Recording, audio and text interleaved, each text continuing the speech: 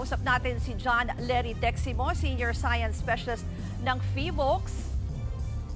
John, pakibigyan mo nga kami ng detalye tungkol dito sa nangyari na lindol kaninang tanghali.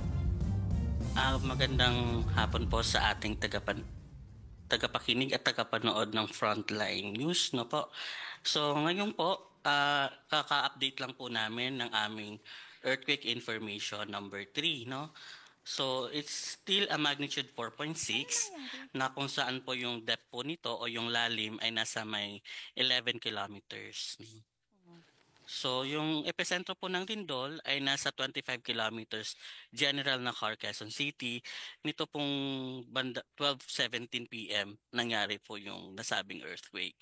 So sa latest po na ating datos, ang pinakamalakas po na intensity na naramdaman ay intensity 5 sa general na Quezon Province po, no? At intensity 4 po sa may some parts of Quezon, kasama po dito yung Infanta at Real, and then some parts of Bulacan, yung Doña Remedios, yung Rizal, tsaka yung sa Metro Manila nga po na nabanggit po kanina, yung Makati, Mandaluyong, City of Manila, Marikina City, tsaka Cavite and Laguna. Intensity 4 po yung mga naramdaman po doon sa mga lugar na ito, no? Yung sa Laguna, isa sa San Pedro, and Cavite po, isa sa Bacoor. And yung pinakamababa po, ang intensity nito ay umabot po ng hanggang San Jose del Monte, Bulacan, no? At sa may Lucban, Quezon, no?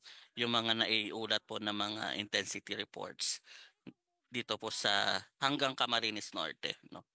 Intensity 1 po ito.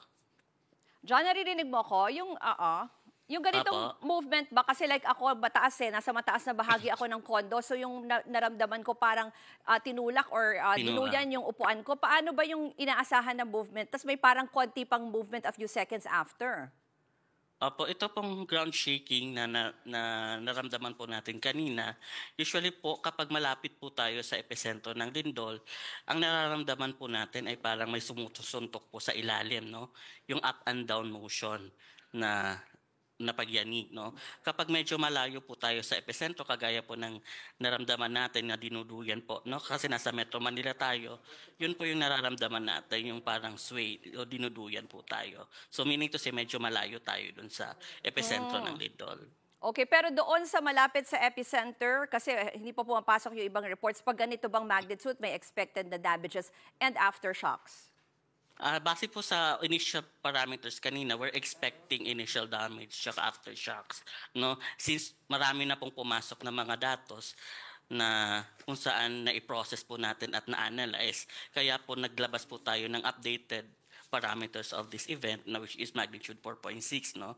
And based po dun sa mga nakalap naming informasyon, wala po tayong napaulat na mga na-damage po sa lindol na ito na mga kabahayan or infrastruktura, no? And then, but however, we're expecting aftershock for this. So as of today po, meron na po tayong mga naitalang aftershocks as of 2 p.m., no? 2:30 p.m. Meron na po tayong 19 recorded aftershocks and 7 po dito ay makikita po sa aming website. At isa po ang felt earthquake. Follow up ko lang yung binanggit mo kasi nga kanina parang iba yung una yung labas, no, na abiso, magnitude 5 something. Pero kaya nyo binago dahil nga dun sa mga marami na pong na reports. Mga datos, opo. Okay. Maraming salamat kay John Lery Deximo ng PHIVOLCS.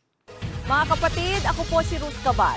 Maging maalam at may pakialam sa mga may init at rumaratsadang balita sa Frontline Express. Para maging updated sa balitaan, mag-subscribe lang sa social media pages ng News 5.